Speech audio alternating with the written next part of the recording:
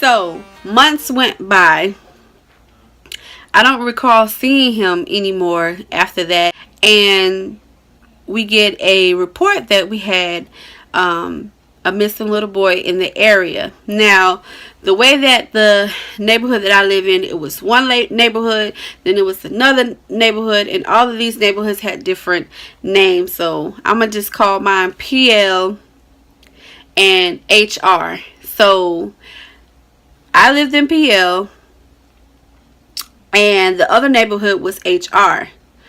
And so we get a report that a little boy was missing.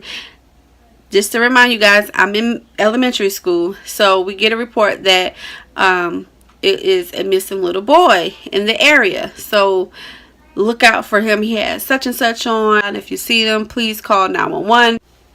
So I want to say maybe a couple of weeks go by and this little boy is still missing. And we're going to just call this little boy M, because I don't want to slip up and say his name. So M was missing. So we get news reporters in the area coming to ask us, have we seen this little boy, and showing us pictures. And we're like, no. At this time, I haven't even seen this little boy. I never met this little boy in my life. So I'm like, no, we haven't seen him. So we see a lot of cops in the area, a lot of news reporters in the area. I mean, people, investigators in the schoolhouse and everything. And it's just like, wow, like this little boy is missing. Like you always hear about it, but you never think that it happened to you or happen in your area. So it was kind of weird that somebody's missing. You just hope, oh, he went to a friend's house and he'll be right back. Like, you hear those things. So a week went by and this little boy is still missing. So the way that the neighborhood is it's a big enough neighborhood, but all the way in the back of the neighborhood, it's like a dead end. And we had a wooded path that goes into the neighborhood called HR. So I traveled this path before with a group of my friends. I even think that I even took this path by myself just to get home from going to this neighborhood called HR. I had a lot of friends in HR that I had one particular friend in HR that I ran with. We did everything together. We were like buddies. We were close. So I would go to HR a lot. So a week went by and still nobody seen this little boy named M. Nobody have seen him. Nobody heard anything from him. So the little boy M had a friend that he was with, and this guy that's my neighbor, they said that he was the last person seen talking to the little boy M and his friend. And this is where it gets chilling. Like, after all these years, I still can remember this very fakely. Like, I can remember this very, like, I can remember it. So they said that this boy that was my neighbor asked them that they wanted to go to his house to play video games. The boy friend said no, but M said yes. And so M went on with him to play video games. Now, mind y'all, I had already told you guys that we have seen this person in the neighborhood. We befriended him. We know him. Like, we don't expect him to be a threat to us. So at this point, he's not a threat to us. Like, we know him. We see him. We play with him. We chill with him. We laugh and joke with him. And he's my neighbor. So, I mean, you don't think things like that. So anyway, so M said yeah. So,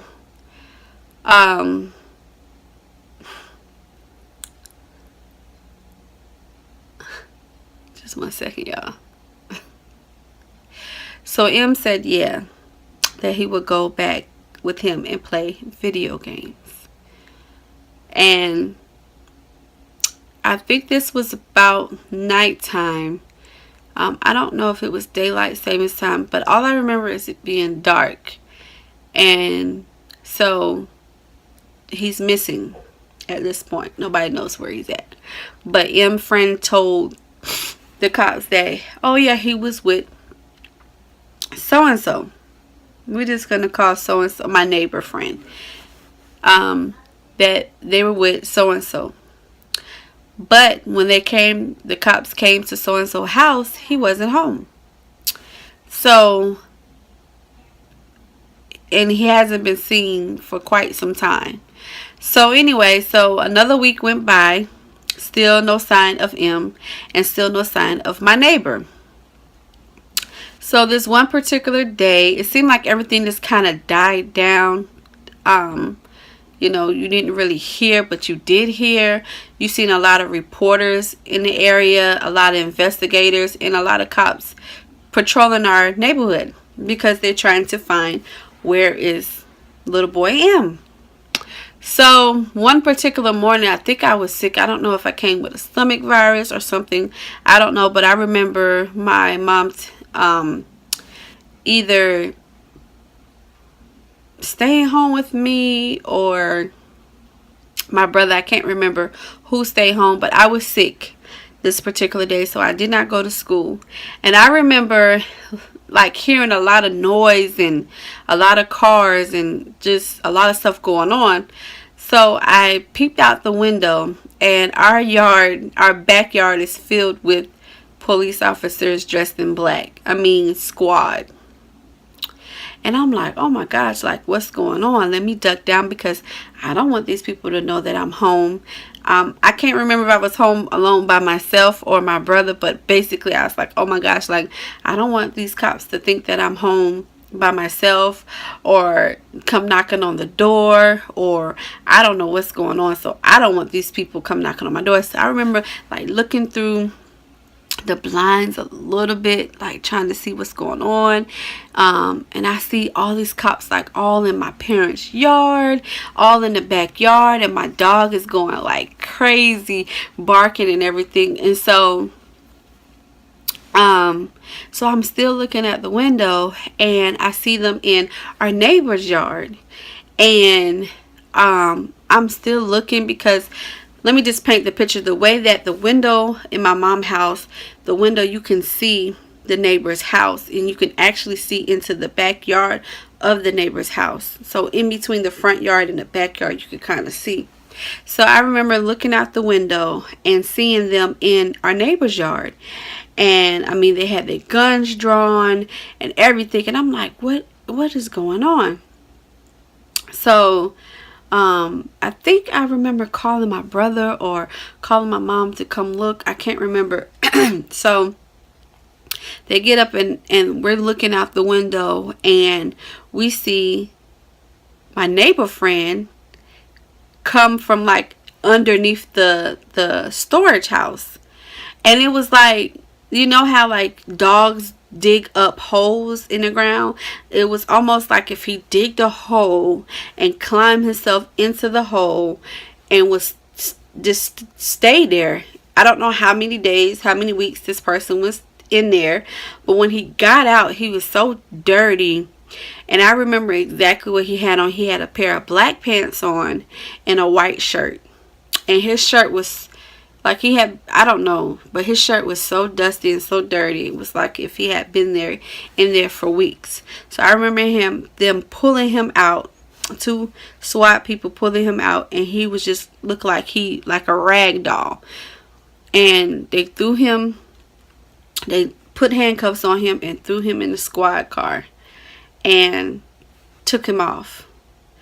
And I remember the cops still being in our yard and in my neighbor's yard. And so I believe my father came home or someone that came home. So we were outside looking, and the parents were talking to the SWAT people, the cops, and the news reporters was trying to talk to the parents, but the parents didn't want to talk to the news reporters. So we tune into the news because we're like, okay, let's just tune in to see what's going on. So we tune into the news, and long and behold, our neighbor friend was charged with a murder charge for killing this little boy M. And it brought chills to my body, because I'm like, I was in that position. And I was so vulnerable that I didn't even know that I was in danger, or to even fear at that point. But the Lord set something into me that was like, get him away from you. You need to go. And he never returned. Like, I never really sat back and thought about it until I became an adult, that the Lord had his hands on me through that whole entire time. Because now, knowing that he took somebody else's life, because I was so close, he could have took my life as well. And so that definitely was an eye-opener for me. Like, knowing that he was in jail, sentenced to life behind bars for killing this young boy named M, was crazy. Because it's like, I was right there, and I could have been the first victim. He didn't even have to take this person's life. He could very well have taken my life. So now that as an adult, when I sat back and I thought about it, like, what did he go home to get? Because when the reports came out, the little boy was deceased. He was raped and shot execution style in his head. So in my head, I'm like, wow, this person could have very well have went to get a gun to do what he did to this other little boy. Like, I almost became a victim of murder.